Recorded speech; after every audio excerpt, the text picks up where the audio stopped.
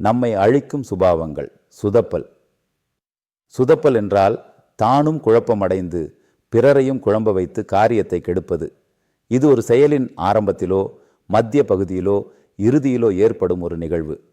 பேச்சினாலும் சொல்லினாலும் குழம்புவது, குழம்பிவிட்டு திரும்ப அந்த காரியத்தில் வெற்றியடைய விடை காணாமல் தத்தளிப்பது சுதப்புதலாகும்.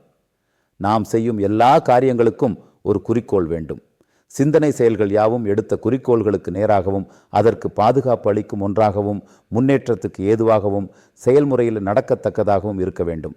இதில் நாம் எடுக்கும் எல்லா முயற்சிகளும் பிரயாசங்களும் ஆலோசனைகளும் செலவுகளும் நேரங்களும் எடுத்த குறிக்கோள் பூர்த்தியாகுவதற்கு ஏற்றதாக இருக்க வேண்டும். இடையில் வேறு காரியங்களில் தலையிட்டு நினைத்து கேட்பார் பேச்சை கேட்டு இடையில் நம்பிக்கை இழந்து மாறுதல் செய்து சுதப்பக்கூடாது. செய்யும் காரியங்களில் தெளிவு வேண்டும். நாம் செய்யும் செயல்கள் பிறருக்கு மூடத்தனமான காரியமாக இருந்தாலும் நமக்கு புத்திசாலித்தனமாக இருக்க வேண்டும். இவ்வுலகில் 60%க்கும் மேல் மனிதர்கள் தனக்கு தெரியாத காரியங்களை பற்றி அதிகமாக பேசுவார்கள். தெரிந்தவர்கள் சிலரே. தெரிந்தவர்கள் ஊகங்களையும் பார்க்காதவற்றையும் கேள்விப்பட்டதையும் அனுபவமாகாததையும் ஆதாரமாக கொண்டு தனக்கு தானே ஒரு வடிவம் கொடுத்து பேசிக்கொண்டிருப்பார்கள். அதை நிஜம் என்று நம்பி அவர்களிடம் ஆலோசனை கேட்டு நாம் எடுக்கும் குறிக்கோளில் மாறுபாடு செய்தால் சுதப்பல் ஏற்படும். இதில் முக்கியம் என்னவென்றால், எது யாருக்கு உண்மையாக தெரியும் என்று கண்டறிவது ஞானம். யார் எதில் உண்மையாக மேம்பட்டவர்கள் என்று கண்டறிந்து நேரடியாக தொடர்பு கொண்டு தகவல்களை அறிய வேண்டும். அவர்களிடமிருந்து உண்மையான தெளிவான விஞ்ஞானபூர்வமான தகவல்கள் கிடைக்கும். படிப்பும் அனுபவமும் ஒரு மனிதனுக்கு அறிவாகின்றது. இந்த திறமைகளை வைத்து எடுத்த காரியத்தில் சுதப்பாமல் வெற்றி பெறலாம்.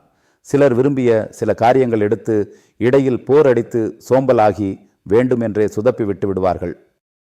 ஆரம்பிக்கும் போது உள்ள உணர்வு உற்சாகம் நாள் செல்ல செல்ல பிற காரியங்களில் ஈடுபட்டு தற்சமயம் செய்வதை சுதப்புவார்கள்.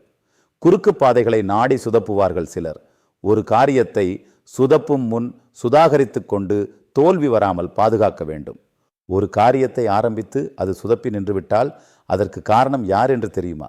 அதை ஆரம்பித்த நீங்கள்தான். எதையும் வெற்றிகரமாக முடிக்க ஆரம்பிக்க வேண்டும். தோல்வியாக முடிக்க ஆரம்பிக்க வேண்டியதில்லையே. சிறு கிராம கூட்டம் முதல் பார்லிமெண்ட் வரை சுதப்புதல் காணப்படும்.